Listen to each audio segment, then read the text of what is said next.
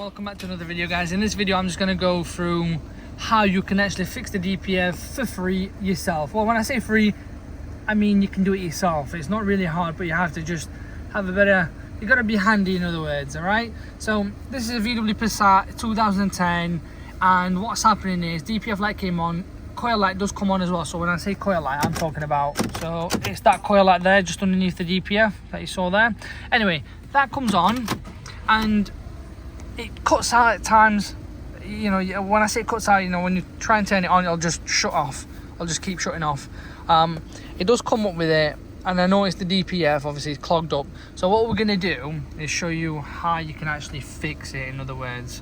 I mean, you can even go into the soup content on this. So live data. Oh god, this is annoying. We'll leave that anyway, I'm not interested. So what we'll do, we clean the DPF by getting a socket, which is O2 sensor socket, and it's this sensor we're going to take off and we're going to flush through it using hose pipe and some chemicals. By chemicals I mean you can use like bleach, just put it down it, it'll just demolish it all. We'll get rid of it. I'll show you step by step anyway. I highly recommend switching the engine off. Pop that there. Let's switch the engine off for the time being. That's it. We don't want our fingers chopped off. It's quite hot as well now, so you've got to be very careful. So that is the part of the sensor here. I'm gonna have to use two hands anyway. So yeah, this one goes all the way across there into this one. It's this sensor, but you got to double check. Sometimes they swap them around, so make sure it is that one. The only reason I took it off is because when we like turn it to unlock it, open it up, it's going to twist and it may damage the wire, so it's best to turn it with. So on to the next step. These you can buy on Amazon. It's a 22mm. You just type in O2 sensor on Amazon or eBay. Sorry, O2 socket to remove the sensors. You'll see plenty online anyway, and it just kind of pops over it like that and then goes down. There you go. So I can get down to the, there you go.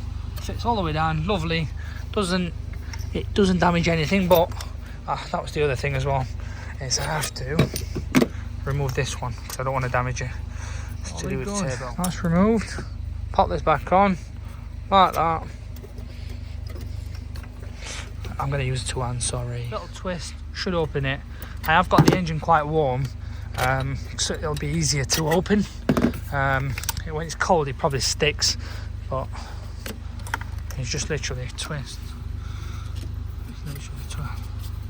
I don't want to touch the sensor. The engine running, the reason is because the sensor here will kind of go back into the turbo, so we need some sort of flow to push it out. So I am going to use this chemical. Right, this is nothing special, it's only TFR, which you can purchase online. Traffic film grease remover. It's nothing crazy, so I'm just going to use this, and then I'm going to put it through. So I'm going to make sure that is quite pointy, right, and it shoots like, there you go, quite now. I'm just going to put that in there. I'm going to give it a few more pumps without letting it pop it out there, so I'll let it do that. Okay, and then over time it should really pop it all out here, but it's going to take a few minutes before it does happen. I can actually smell it badly now, but it's all the you can see what's happening right on here. Obviously that's what it was coming up with before. Okay, and this is still pumping. It will soon exit out, right? So this is the way I say you can do it for free, because you're doing it. If someone else does it, they're going to charge you an arm and a leg because they know you're stuck and you're in limp mode and whatnot, really. But yeah, it's pretty damn simple, literally. But just be careful you don't burn your hand, and just get that 22mm socket and you're all good there. Here we go, starting to pop out on the other end. There you go.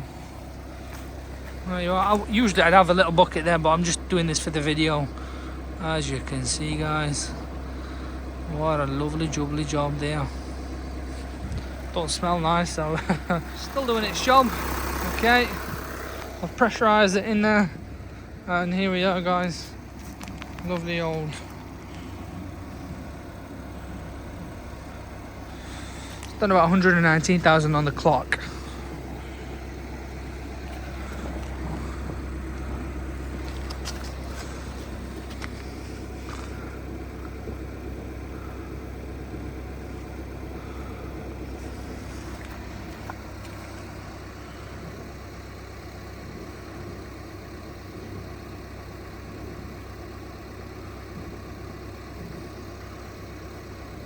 Right, we've got piles more, guys, piles and piles more. There you go. It does look I mean, it looks like a dog's I'm not gonna say it, but yeah. I mean, it looks clean-ish. Usually they're more darker.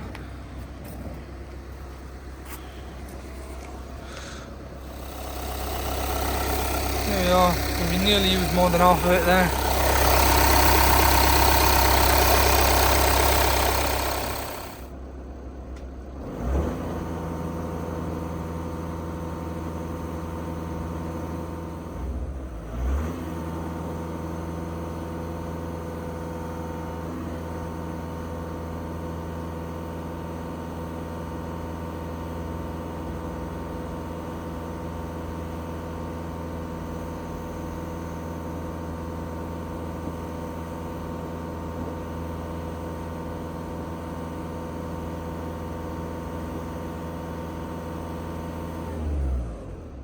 So what I'm doing here now is hot water's on, pop that on it, and I'm gonna pop this through that there, and then we'll see what happens around the back. I've got the hose through it, okay, and there we go. It's just an easy, really easy way to clean the whole system out.